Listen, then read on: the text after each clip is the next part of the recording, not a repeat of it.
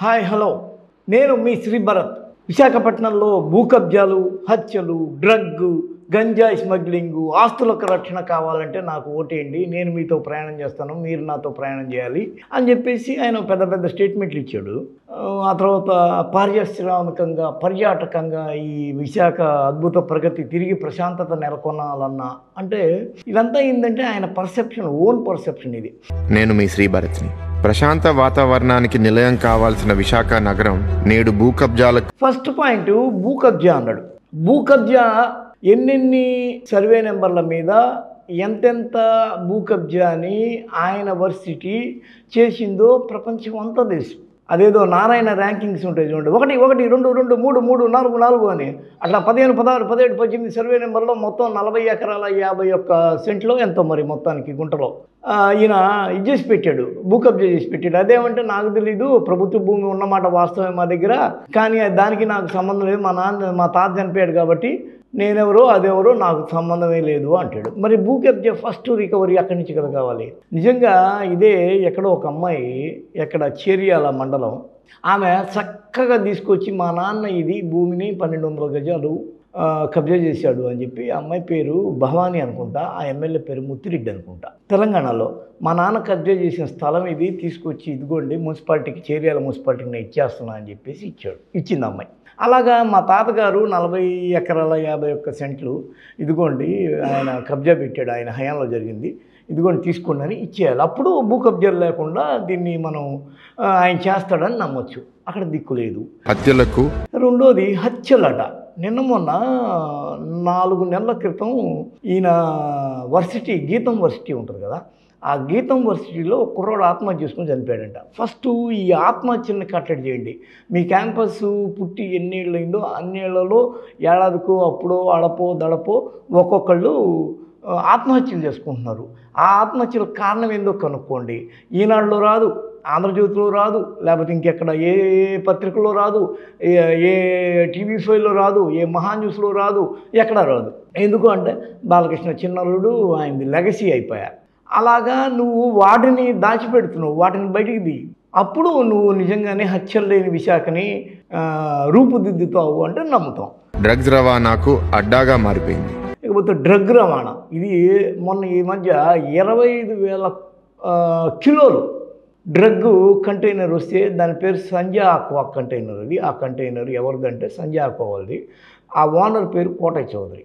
ఆ తర్వాత ఆ కోటయ్య చౌదరి రాయపేట వాళ్ళ మనోడు, దామంచెర్ల వాళ్ళ మనోడు, కాకపోతే లావు శ్రీకృష్ణదేవరాయలు యొక్క ఫ్రెండ్ అతను. ఇంతమందితో అతనికి స్నేహం ఉంది.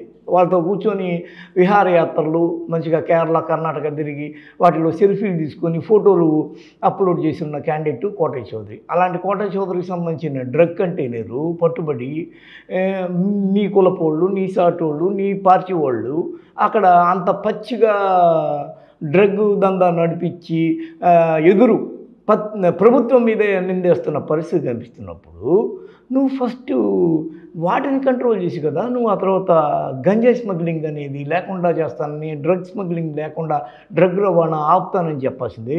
ఇక గంజాయి అనేది ప్రత్యేకమైన విషయం ఏంటంటే 2014-19 సమయంలో వీళ్ళ మంత్రి గంటా శ్రీనివాసరావు స్పష్టంగా చెప్పాడు, ఈరోజు గంజాయి అనేది రాష్ట్రం మొత్తం కాదు దేశానికి కూడా వైజాగ్ నుంచి వెళ్తుంది అనేది ఇట్స్ ఓపెన్ సీక్రెట్. దాన్ని డెఫినెట్గా కంట్రోల్ చేయాల్సిన అవసరం ఉంది. మన క్యాబినెట్లో కూడా ముఖ్యమంత్రి గారు దీని మీద సరదాగానే అన్నాడు, మనకి ఈ క్రెడిట్ మనం దక్కింది. ముఖ్యమంత్రి గారు దీని మీద సరదాగానే అన్నాడు, మనకి ఈ క్రెడిట్ మనం దక్కింది, వైజాగ్ నుంచే మొత్తం దేశానికి మొత్తాన్ని కూడా చేస్తా ఉన్నాం. అందుకే ముఖ్యమంత్రి గారు దృష్టి కూడా వెళ్ళింది కాబట్టి దీని మీద ఒక స్పెషల్ టాస్క్ ఫోర్స్ పెట్టి దీన్ని ఒక స్పెషల్ డ్రైవ్ చేసి తప్ప మామూలుగా ఇది కాదు.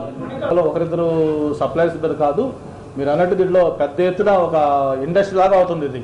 దీంట్లో పెద్దవాళ్ళు కూడా ఇన్వాల్వ్ అయి ఉన్నారని చెప్పి అంటా ఉన్నారు. అందుకే ఒక స్పెషల్ డ్రైవ్ పెట్టాల్సిన అవసరం ఉంది. అసలు విశాఖని గంజాయిని ఆ బార్డర్ని వేరు చేయలేము, మన వల్ల కాదు. అక్కడ గంజాయి పంట అది డిఫాల్ట్గా పండుద్ది. ఇంకా నేను జగన్మోహన్ రెడ్డి గంజాయి పంటని తగలబెట్టించాడు అంటే యాక్టివ్ అంటే చర్య రూపంలో జరిగింది. కానీ వీళ్ళ పార్టీ మంత్రి మాకు తెలియదు, మేము చేయలేము, కంట్రోల్ చేయలేము, చేతులు ఎత్తేసాడు. ఏం చేయగలిగినా ఏంటో ఇవన్నీ ముందు చెప్పేసి ఆ తర్వాత గెలిచిన తర్వాత అసలు కనిపించదు కదా. మామూలుగానే శ్రీ భరత్ యొక్క హయ్యర్ క్వాలిఫికేషన్ ఏంటంటే స్టాఫ్కి కానీ ఫ్యాకల్టీకి కానీ వాళ్ళ స్టూడెంట్స్ కానీ కనిపించడానికి పేరుంది. దీనికి తగిన సాక్ష్యాలు కూడా మన దగ్గర చాలా భద్రంగా ఉన్నాయి. ఏదైనా ఆన్లైన్ ఎవరితో కూడా ఫోన్లో కూడా కనీసం మాట్లాడు. వాళ్ళు ఏదైనా మెసేజ్ చేస్తే ఆయన చూస్తే అదైతే ఇదైతే అది, తను ఆన్సరబుల్గా అంటే తనకు సులభంగా ఉన్న దానికి ఆన్సర్ ఇస్తాడు, రియాక్షన్ ఇస్తాడు, లేకపోతే లేదట. అలాంటి వ్యక్తి ఈరోజు జనానికి మాత్రం ఏం కనిపిస్తాడు. ఇప్పుడు ఇవన్నీ నమ్మి మీకు కానీ ఓటేసేసామనుకో పొరపాటున ఏమవుద్ది, కనిపించడు. ఆ తర్వాత గప్చిప్. ఆల్రెడీ వీళ్ళ పార్టీకి ఒక ఆచారం ఉంది, ఇవన్నీ చెప్తారు ముందు, ఆ తర్వాత వాటిని లేపేస్తారు. మరి అలాంటి వాడిని ఎలా నమ్మాలి? ప్రజల ఆస్తులకు రక్షణ కరువైంది. ఇకపోతే ఆస్తులకు రక్షణ, ఫస్ట్ ప్రభుత్వ ఆస్తులు, ఏయు ఆస్తులు, వాటికి రక్షణ మీ నుంచి కల్పించాల. మీరు ఏయుకి వచ్చే ప్రాజెక్టులు, ఏయు అనేది తత్వశాస్త్రానికి పుట్టినీళ్ళు అయితే ఆ తత్వశాస్త్రం పుట్టినీళ్ళకి సంబంధించిన ప్రాజెక్టులు మీ దగ్గరికి వచ్చేసాయి. వాటి నిధులు, ఏయుకి రావాల్సిన ఫండ్స్, ఏయుకి రావాల్సినవన్నీ మీ ఆధ్వర్యంలో గీతంకి వెళ్ళిపోయినాయి.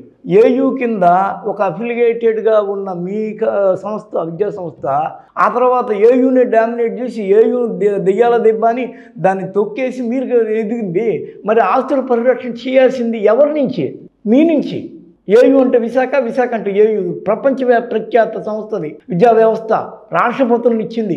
దాన్ని తీసుకుపోయి తొక్కేశారు కదరా. మరి అలాంటప్పుడు వాటికి రక్షణ ఎక్కడిది? నువ్వెలా చేస్తావు? నువ్వే కదా దాని అంతటికి మూలకారకుడివి, నువ్వు మీ తాత.